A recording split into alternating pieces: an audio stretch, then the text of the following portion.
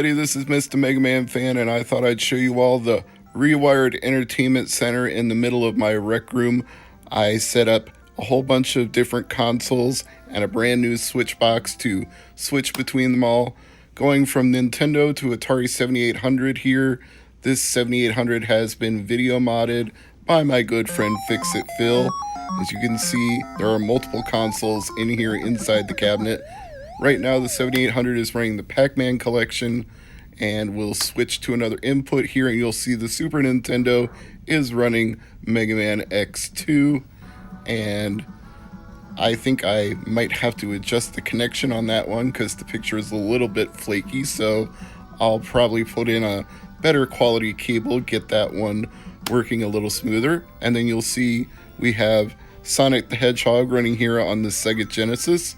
Another input here on the Mighty Entertainment Center television.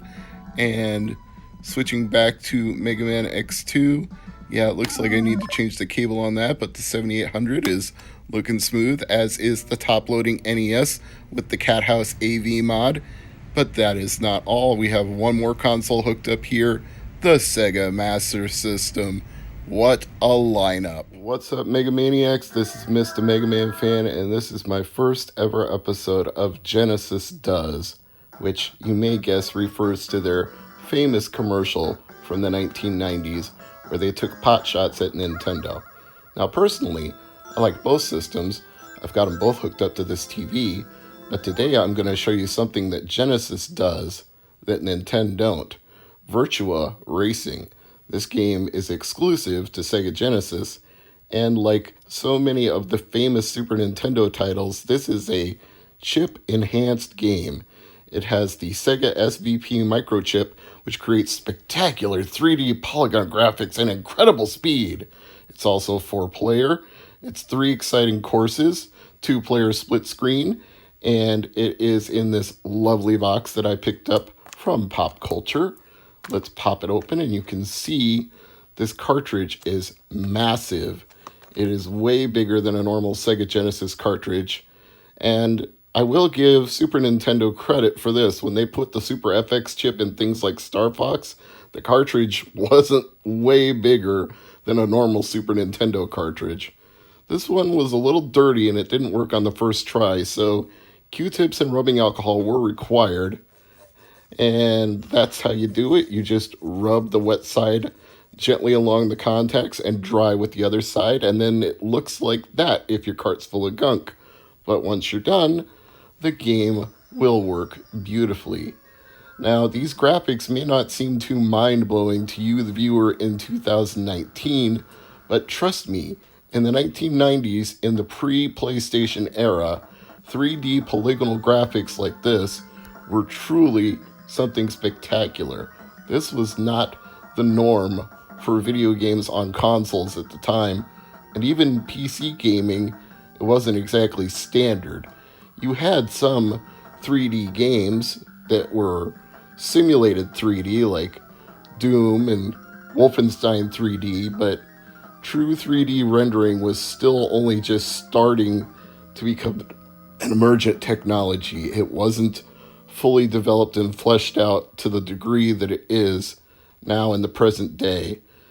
I like the irony of the VR flashing over and over again as though it's virtual reality Virtua Racing, although this certainly wouldn't look all that hot if it was on a PSVR helmet, but it looks pretty good on a cathode ray tube television. And since I'm playing this for the very first time here on the channel, I'll go with the beginner course. Now it gives you a pit start where your crew gets the tires ready and then you're off to the races. Or not, since I didn't know I needed to use the B button, but once I figured that out, it was semi-smooth sailing. This is a timed track where you get time extensions if you clear certain goalposts, like the one that I'm about to cross. CP for checkpoint. And there's a nice bridge here. There are other cars on the track, and in the upper left-hand corner, it tells you your position among the field.